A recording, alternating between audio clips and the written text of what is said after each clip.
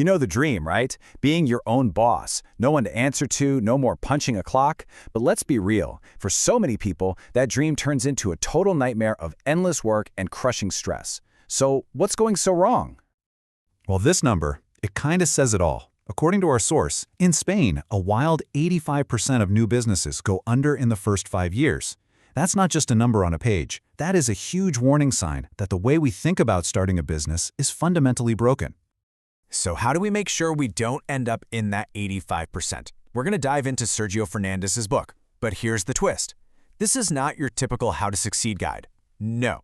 It's a roadmap of the 50 most common mistakes entrepreneurs make. And that's a brilliant approach, right? If you want to win, you first have to understand why everyone else is losing.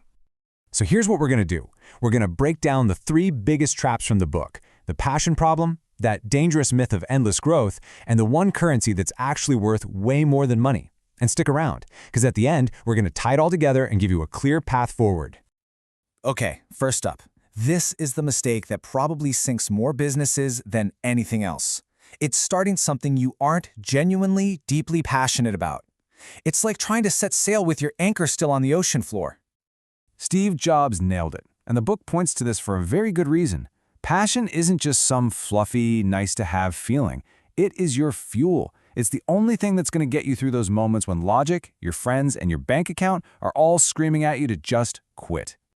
So, how do you find it? How do you find that passion? The book asks a question that is so simple but so powerful. If you had all the money you could ever need, what would you spend your time doing?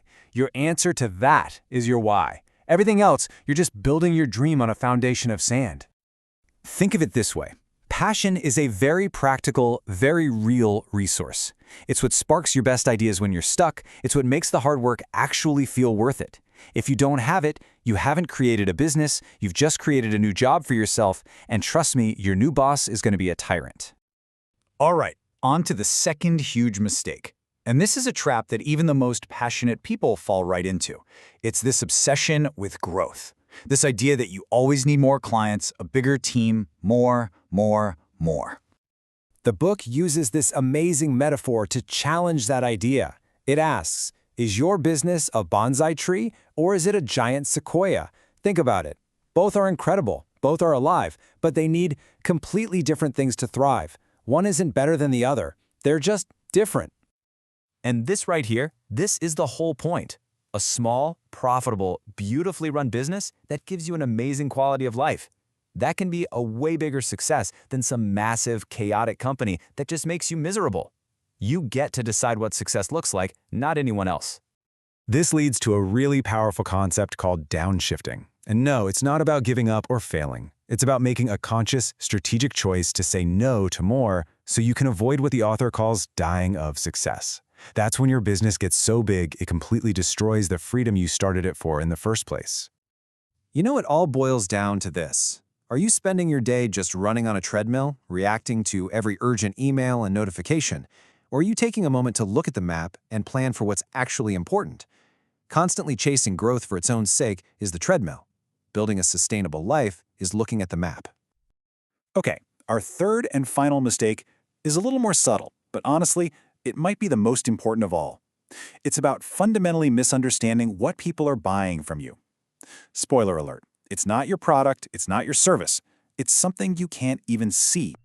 The real currency, the one thing that truly matters in any business, is trust. People don't hire you or buy from you because of what you do. They do it because they trust you'll deliver on your promises. And that trust, man, it's as fragile as a soap bubble. It takes forever to build and can be destroyed in a single second. Now, to really drive this home, the book uses this quote from a pretty surprising place, the movie Casino, and it makes a powerful point. Business relationships aren't that different from personal ones. They are built on a foundation of trust. Without it, you don't really have a client. You just have a transaction that's waiting to go sideways. So how do you build this trust? The author talks about making deposits in an emotional bank account. Every time you're honest, even when it's hard, that's a deposit. Every time you keep a promise, deposit. This is how you build that strong, resilient bonsai business. Not by getting bigger, but by going deeper with the people who count on you. So, we've looked at the big traps. Now let's talk about the escape route. And it's not some complicated business plan or a magic formula. It's a whole new way of thinking. The book uses a fantastic analogy here. Your business, and your life really, is like a car. You can have the most powerful engine in the world, but if the door lock is broken and you can't get in, that amazing engine is completely useless. You can't just focus on one part. You have to make sure the whole system is working together. So here it is, the whole mindset boiled down into 4 key steps. Number 1, find your passion, your real why. Number 2, define what growth means to you. Are you building a bonsai or a sequoia? Number 3, make trust your absolute number 1 currency. And 4, and the book really hammers this home, write it all down. A goal that's not written down, that's just a wish. And this final quote from Seneca just ties it all together perfectly. Your passion, your definition of growth, your trust, none of it means anything if you don't know where you're trying to go. You have to draw your own map. If you don't, you're just drifting. So I'll leave you with this question, straight from the spirit of the book. After hearing about these common traps, what is the one mistake you are going to stop making, starting right now, today? Because building a business and a life that you actually love doesn't start tomorrow. It starts with the very next choice you make.